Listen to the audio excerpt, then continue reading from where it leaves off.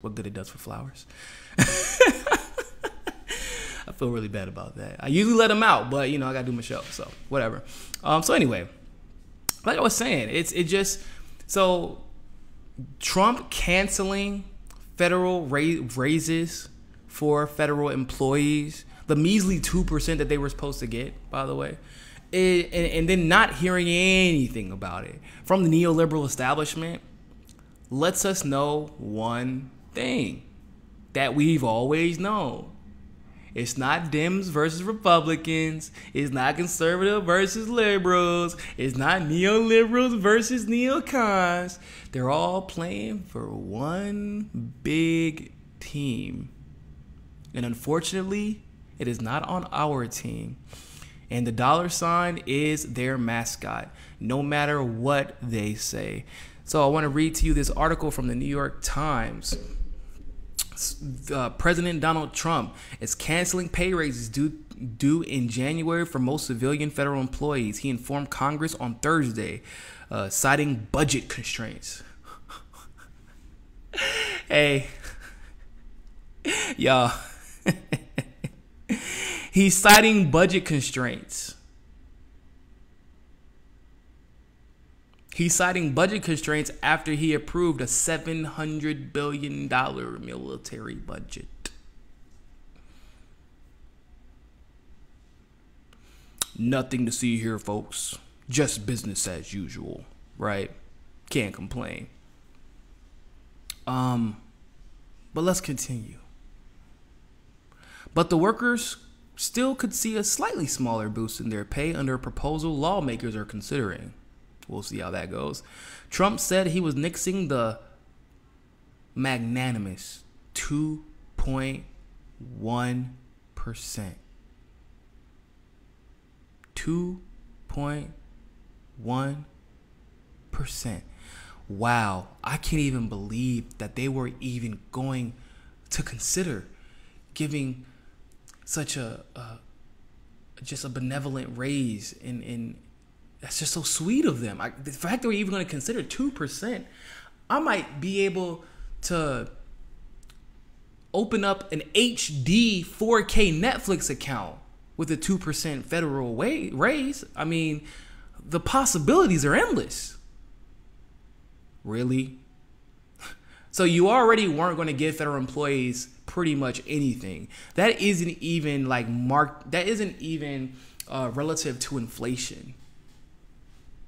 Seriously. It isn't relative to the increase in the bills that we've all seen. If you have an apartment or a lease, your apartment price is going to increase by more than what that raise can cover. Guarantee it.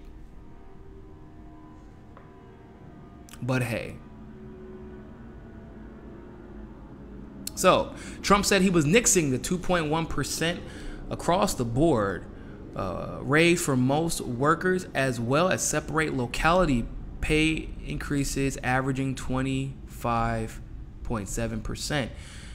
His excuse, and they don't say his excuse, but I'm interjecting that. His excuse is that we must maintain efforts to put our nation on a fiscally sustainable course. Federal agency budgets cannot sustain such increases. That huge 2.1% increase. We can't sustain it. However, $700 billion military budget.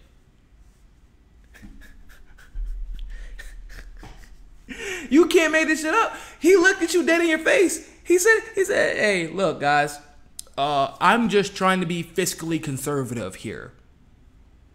We simply can't afford to give federal workers pay raises once a year. That's an extreme idea. I think it's absolutely absurd, even though literally most jobs give you a pay raise every year. Some give you a larger pay raise, some give you a smaller pay raise. In unions, they definitely give you a legitimate pay raise. But nah, not y'all. Not federal employees who literally keep the country running. You don't deserve a pay raise. And that's okay, federal employees, because I'm right there with you. Because the military, we got denied our pay raise. Like, we got like a 1% pay increase. Military retiree did. You know how much we are, I think so, the military itself, right, the personnel, only gets about 2% of the entire budget spent on them. Now, here's what gets interesting. About 0.02% of the entire budget, not the military budget, but the entire budget, is spent on federal employees. From that, retirees are given an even smaller percent of that 0.02, or no, excuse me, the 0.2%. It's like maybe a couple of $1 billion, a few $1 billion is spent on us out of $1 trillion budget. How sweet of them. They then deny us health care. I used to have to pay no copay. I had to pay I've paid like $6 for my prescriptions. If I had surgery or if I had an emergency room visit, 100% covered. Now I have a $250 deductible, at least, depending on whether it's in the network area or out of it. I have a $30 to $60 copay every single time I go to the doctor just to get my refill prescriptions that I'm required to get every month. I can't just do normal refills like most people. I have to pay $12 or more potentially, and now then my quarterly premium has gone up. Whereas it used to be free, then it was like $50 a quarter. Now it's $75 a quarter, and so now it is even. Ooh, I like what John Smith just said. John, it sounds like you know what you're talking about, man. John referred to breaking up the federal military back into militias, which is where we were literally until Teddy Roosevelt, actually. We were militias, state militias. The reason that the federal police department, that local police department still use the insignia sergeant, commander, or if you want to go specific, so they don't say private, but deputies and sergeants and colonel and lieutenant, like they got that because the militia used to be the local police departments. We also used to, our country was really created to run very similar to the EU, but it got too federalized whenever executive power consolidated all of the power really into the executive office. And so it made it so that they can act first, and then Congress and the Supreme Court would have to refute it later, versus having it be outside of anything that had to do with being the commander-in-chief of the military. Everything policy-wide had to be approved through Congress or the states themselves, and then the president could introduce, but they couldn't just executive order their way to salvation. Like, that's not how it worked. Teddy Roosevelt created that. And so militias was one of those things that Teddy Roosevelt got rid of. And I'm sorry, I just had to talk about that because that's actually a really interesting point. A lot of people don't know how important the militia game was. There was no National Guard. There wasn't a need for National Guard because our militias were made of us. They were our people. They were your neighbors. And you were essentially, you were going to be a part of the neighborhood, your state's militia. But in a situation like that, you don't worry about like martial law, like what we're worried about right now. You don't worry about the National Guard being used against its people and being threatened to be used against its people like at Standing Rock, because that militia would be made up not only of the people who live in North Dakota, but specifically of those Native Americans who are being attacked and who are being threatened and who were being removed from their land. The militia would have united at that point against the federal government, instead of the federal government being able to use the fact that there is no militia to protect the state's people and the state's sovereignty, and cities and nation sovereignty. So yeah, sorry, got off on a tangent there. But anyway, so back to what I was saying. Trump killed the wage increases. As workers across the country head into Labor Day weekend, Trump decided that significant costs of the federal workforce and called for their pay to be based on performance and designed to recruit, retain, and reward high performing federal employees and those with critical skill sets. At the same time, Trump planned during a Friday appearance in Charlotte, North Carolina, to direct the Labor and Treasury Departments to issue regulations designed to make it easier for small businesses to pool resources so that they can offer retirement saving plans to their workers. So that's good. Administration officials told reporters. Do we believe that? We'll see. Most small businesses say high costs discourage them from offering plans like 401ks, the officials said. Democrats criticized Trump for moving to cancel the scheduled pay raise, citing tax cuts he signed into law last December, which we're going to go into. That law provided steep tax cuts for corporations and the wealthiest Americans and more modest reductions for middle and low income individuals. So, once again, we're seeing Trump pretty much eat his own words. He claimed that he was going to be for the American worker. He claimed that he was going to fight for us and drain the swamp, and that our dollars were going to start once again working for us. Once again, we are seeing that was a load of malarkey. It was a load of Ben Shapiro. That's exactly what it was. BS. It was some BS.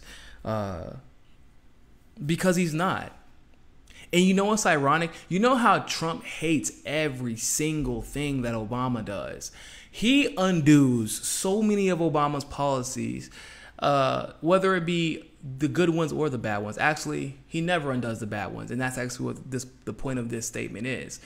Do you know who else denied a federal pay raise to employees across the nation?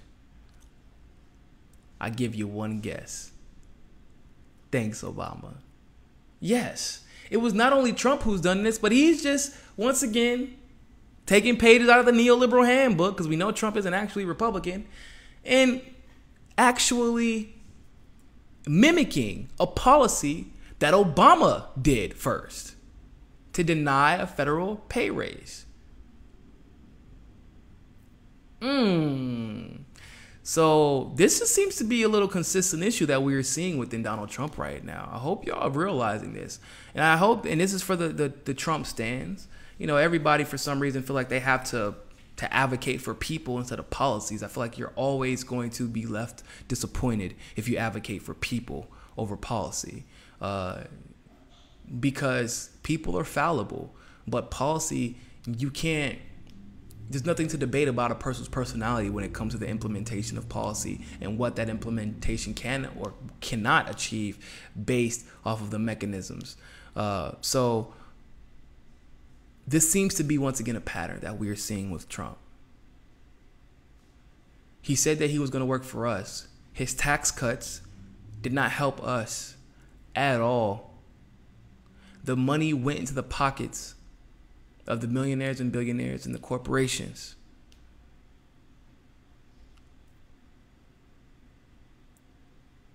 What's interesting is that Trump also said that he was going to hold these politicians accountable. And he's going to stop letting them run the show. But give me a second. I'm going to look up a stat for you.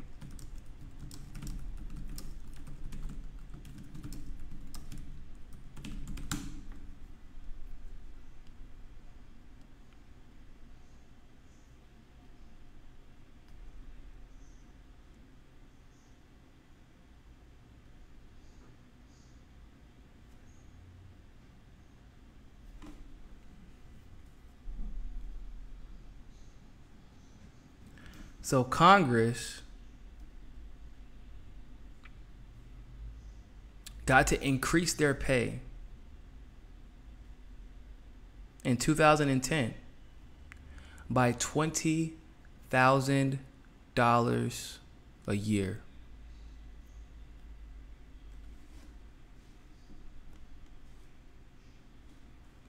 I'm going to explain to you the significance of that. Keep that date in mind. 2010. They got to increase their pay.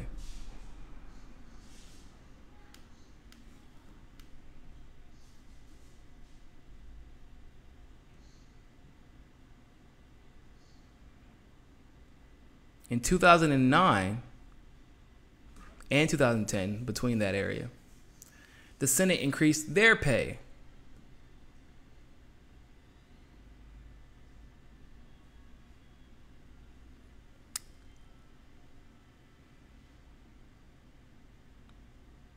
Now, just to clarify, because I want you to understand the significance of this, because these caveats and clarifications they don't apply to the federal world like they should, but you'll see what I'm saying in a second. So, the federal civilian world, the majority of minority leaders and the president pro tempore have received higher salaries, of course, than the other members of Congress and Senate. Currently, leaders earn $193,000 a year. Now, a leader would be majority leader, Speaker of the House, shit like that. Okay, cool. Do you remember what happened in 2009, 2008-ish, around that time? You remember? I remember. I went to the military.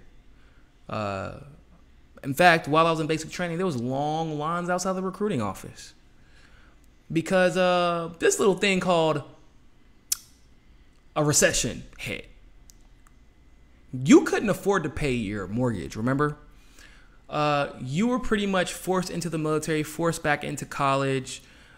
People were forced to stay into the military, although they had planned on getting out.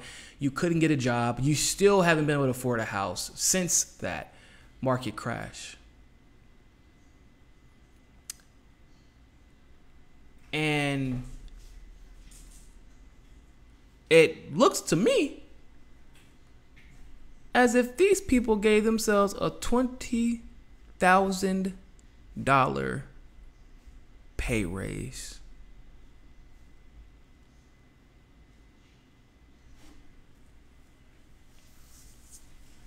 Where y'all find $20,000 at? I must have misunderstood the definition of crash. Because what it seems to me that the definition of crash isn't a crash for everybody. It's not for all of us. It's just for all of us. It's for us.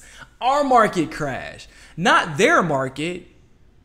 Even though they were the ones that deregulated Wall Street.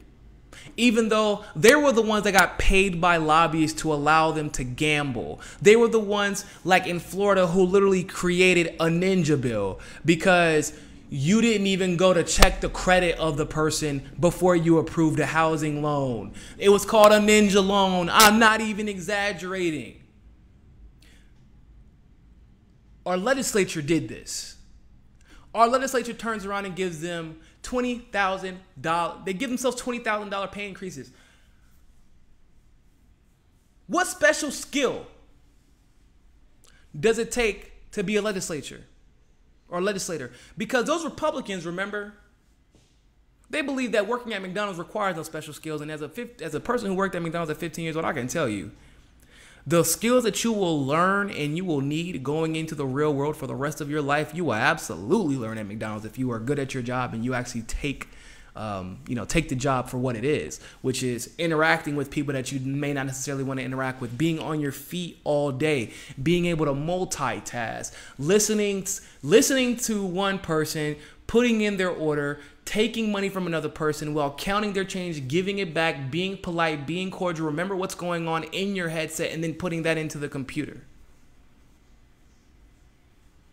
That seems like a pretty useful skill set.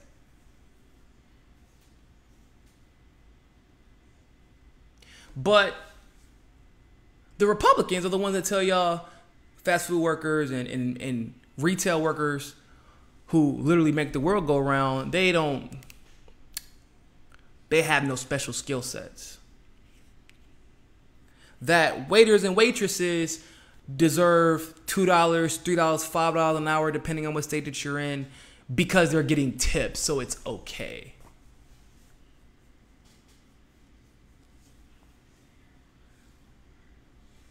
I have a question for y'all.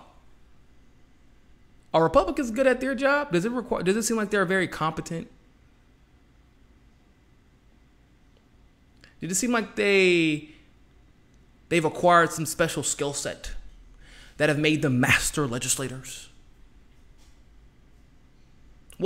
I dare you.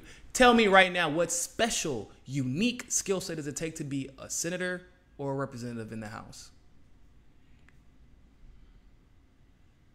What exactly is it that they do that is worth making $120,000 a year and $175,000 a year respectively?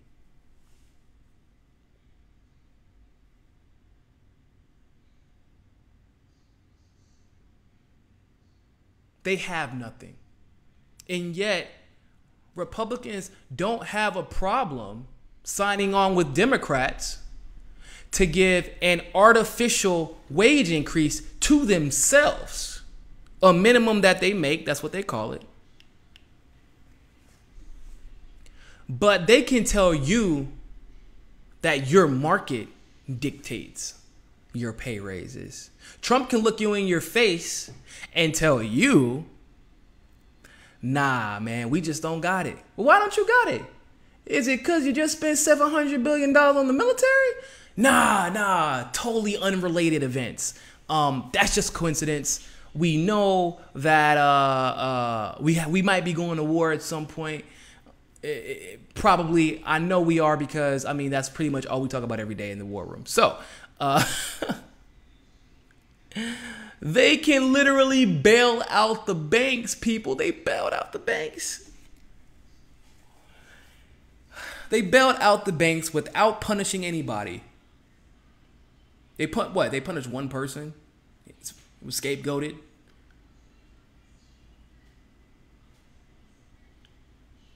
They bailed out the banks, but they couldn't give 3, 4, 5% mandatory pay raises. Because guess what? With 3, 4, 5% mandatory pay raises,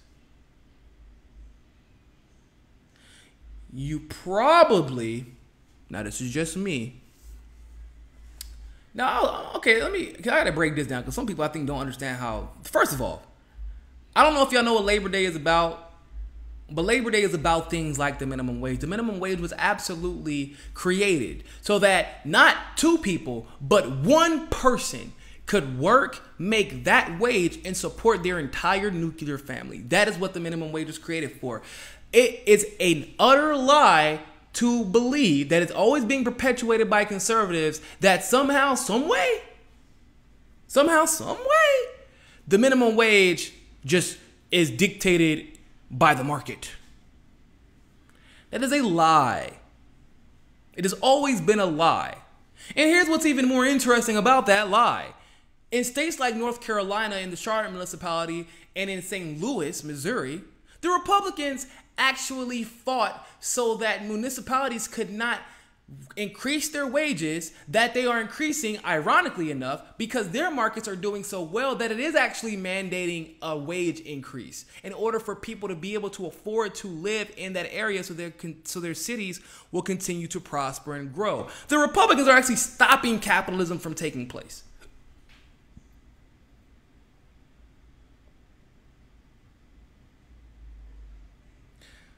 But not only does the world right now, not the world, mostly the United States, and mostly Republicans, Democrats too, but Democrats for monetary reasons, but conservatives because they have convinced themselves into this. They're like in this alternative universe where they think because they say things that they can just totally ignore facts in history. And it's really fucking irritating. I hate having these conversations, people, because I shouldn't have to. But do you know what happens if you pay 2 people in a household $25 an hour? That means they're making, what? $25 an hour, 4 days a week. What, $2,000 a week, right? Roughly, more or less. Making about $2,000 a week. All of a sudden, I don't have to shop at Walmart. Walmart cannot monopolize groceries and electronics. I don't have to shop at Amazon. I don't have to wait for 2-day shipping or 3-day shipping or 4-day shipping because I have the financial power to shop now at my convenience. Therefore, guess what?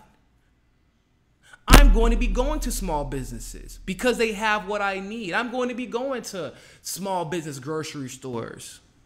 bakeries, local businesses, because the buying power was back in my hands. If you are Walmart, you are incentivized to keep the wages low, give people tips on how to collect federal welfare, and just have them shop in your store by giving a discount. So you're keeping all the money in-house. You're not giving these people a chance to save. So anytime they want money, what do? They don't ask for raises because we've been scared shitless. We've been told you don't ask for wages. You get a wage when we tell you get a raise. So they ask for more hours instead.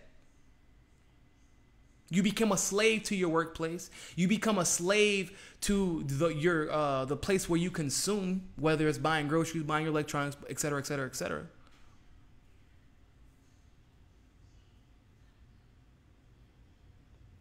And you do not have the power to choose whether or not you want to shop at Walmart, shop at Whole Foods. These businesses are not forced to compete for your wages or for your labor, or for your business or for your labor.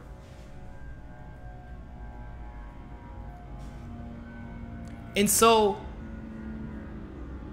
it's a little bit irritating when I have to explain that actually, if you increase the minimum wage to $25 an hour, which I think is actually what we need, I'm not exaggerating, I think the minimum wage should be $25 an hour.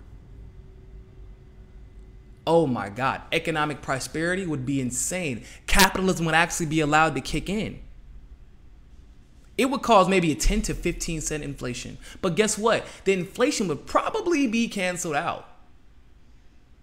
And I'll tell you this before I continue with the story.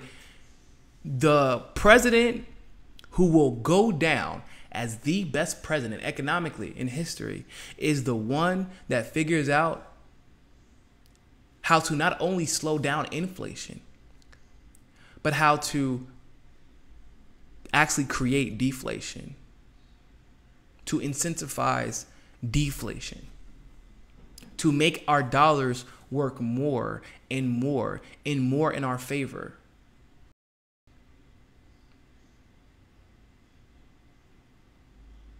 Federal job guarantees would be one of those things. It's something that would have to require an abundantly, just a super crack team of economists.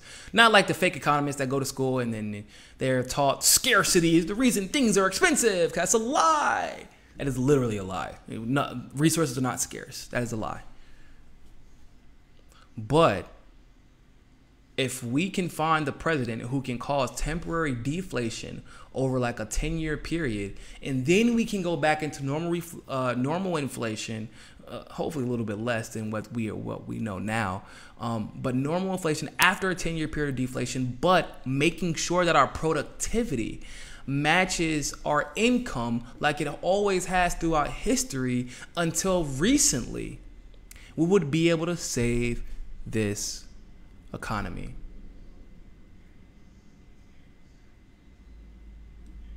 I truly believe that.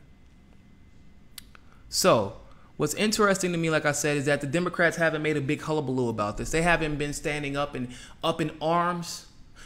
I can't believe you, Trump, you're screwing over the workers. It's just because the Democrats don't care about the workers. I hate to break it to you if you're a Democrat, but you need to wake up to this reality.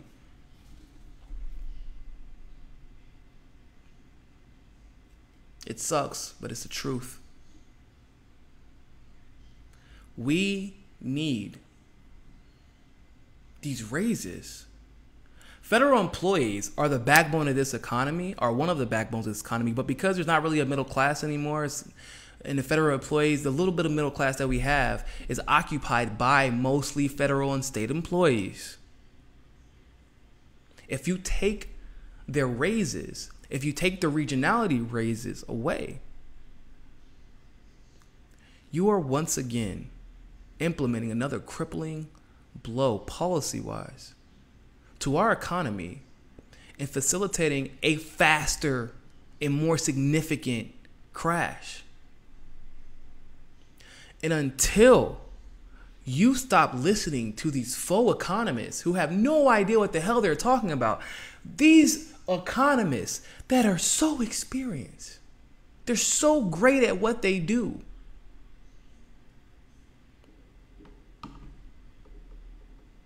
When's the last time they prevented a crash? They couldn't even help us recover from the most recent crash. We're still hurting from this. I am at the point in my life where I've accepted I am not buying a home within the next 15 or 20 years of my lifetime, which is absolutely insane. My grandmother and my grandfather owned a house in their early 20s, as most baby boomers did. My grandmother and my grandfather had jobs that were paying absolutely fantastically at their ages, as most baby boomers did. But it was around the time that my mom entered the workforce in her mid-20s that productivity and wages started veering off of the charts. We were being forced to put out way more effort, way more productivity, and we're not being covered for it. And it is hurting us. It has hurt my generation. It hurt my mom's generation, which is in turn hurt my generation, which is in turn hurting our kids' generation. We can't even spend time with our kids. We're scared to have kids because we have to work 3 jobs. We'll never be able to spend time with them. I don't want my kids to be on welfare. I'm sure that most millennials don't want their kids to be on federal welfare either. But these people are leaving. Trump, you're supposed to be on our side. That's how you sold yourself. As the all-American president, that's for the workers. But you give tax deductions and cuts to corporations. So you're all about corporate welfare, but the wage increases that these people have not, this isn't welfare. This is an entitlement. They are entitled to these pay increases because of the work that they have put in, because of the inflation that they are not in control of, but yet they still have to live and be productive and have a livelihood in with their families. They've earned these wage increases. And you are denying them, repeating a policy of the man who you pretend as if he had never implemented a policy that you've ever liked, that ever was useful to the American people. And not only are you implementing one of Obama's policies and repeating it, but you're repeating one of the worst ones.